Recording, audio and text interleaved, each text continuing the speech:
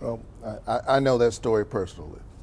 I was one of those children born in poverty. And so I know personally the difference that good federal public policy make. I wouldn't be here were it not for Head Start, Pell Grants, low interest student loans.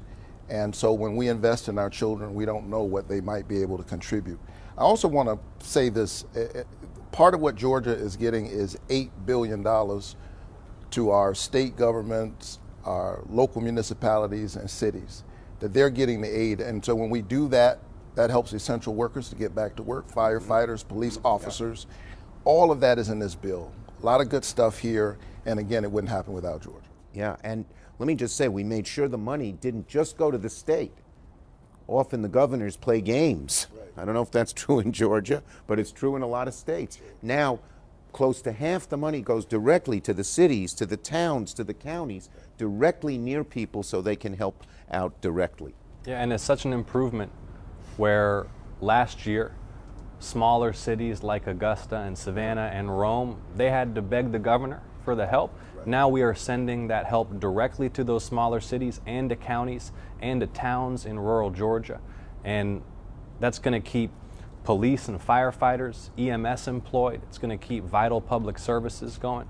And just to have the resources coming for our public schools is so huge. I also think this reflects a different governing philosophy where people think about stimulus, bailouts for banks, tax cuts for the rich, tax cuts for corporations. 0% of these stimulus checks or tax credits go to the top 1%. This is investing in economic recovery by getting cash to working class and middle class people where it does the most good and where it's most needed. If there was ever a strong bill for the middle class, this is it. For the middle class and those trying to get into the middle class, those trying to stay there. It's such a contrast between this bill and the bill when Mitch McConnell was leader.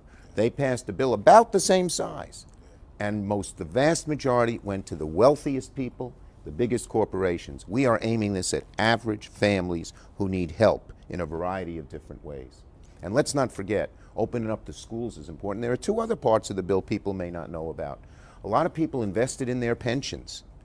And now, because of bad investments, they were going to lose those pensions. They were sitting there, not just them, their spouses, their children, even their parents. Will John, will Mary get the pension that they put in for every week? We took care of that, and now they get the money that they're entitled to. And another one, health care, COBRA. You lose your job and you had health care. You don't have it anymore. Now you do.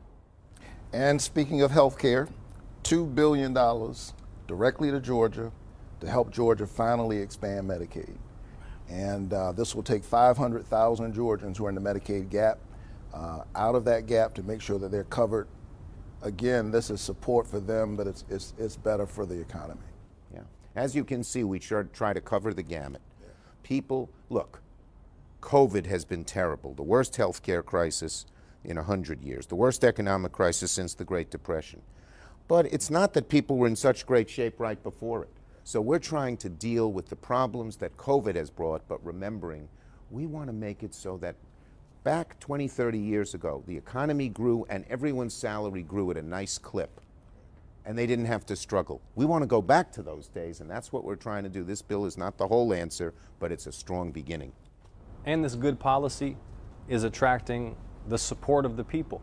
There is overwhelming bipartisan public support for this legislation. 3/4 of the American public. One of the most popular bills passed in recent history because we are targeting this support at working class families and middle class families instead of giving tax cuts to corporations and the wealthy. So one of the things that COVID has done is it has illuminated and exacerbated long-standing disparities that are rooted in our racial past.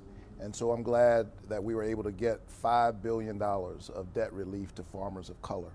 I think that this is a move in the right direction, and it gives these farmers who've been struggling for so long, some of whom I talked to during the campaign, a fighting chance. So I say to my two dear friends here, promises made, promises kept. We are keeping our promises. They are to Georgians, and we are, as a majority, to the American people. All right.